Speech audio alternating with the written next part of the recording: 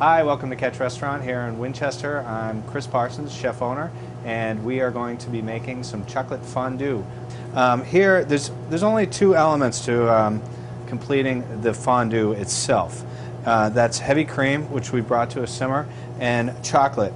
But you could use anything. You could use a milk chocolate, a bittersweet chocolate. You could add liqueurs, any kind of liqueur, peppermint flavors. Sometimes I've heard of people putting even peanut butter or crunchy peanut butter, so it has a little texture. So basically what we do here is we have our chocolate that's been chopped up very small, and we have our heavy cream. Equal parts. The heavy cream we bring to a simmer, and we pour over the chocolate.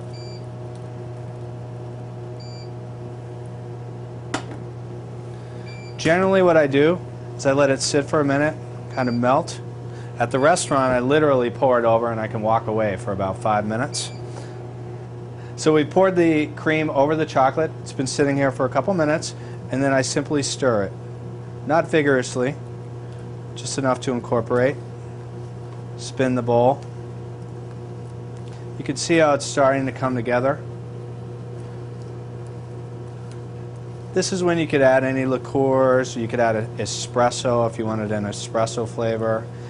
You don't want to add too much liquid, so because your consistency at the 1-to-1 cream to chocolate ratio will be thrown off, but a splash of some flavor element would be nice. So now at this point you can see it's coming together, smooth, emulsified, and this is the basis to the fondue.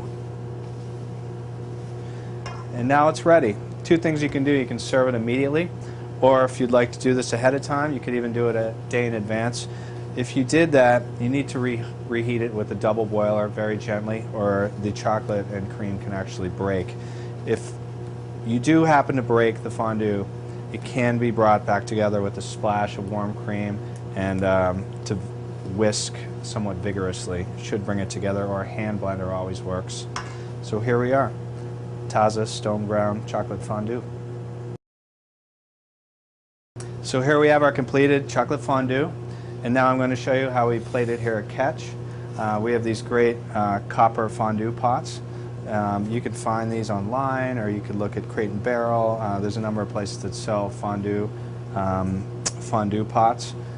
This one is, I like the classic look of the copper, very New England feel.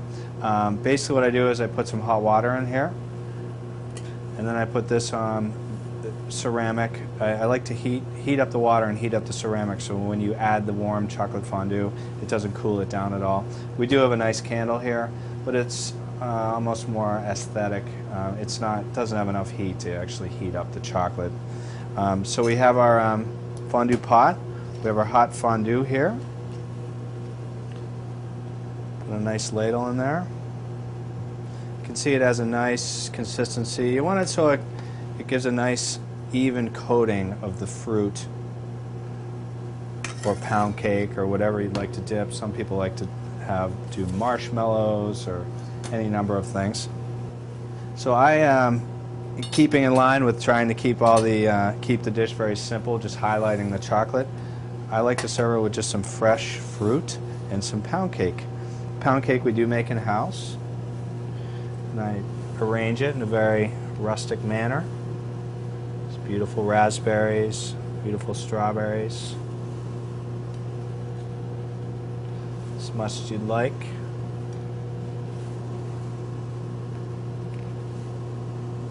And here we are, chocolate fondue for two.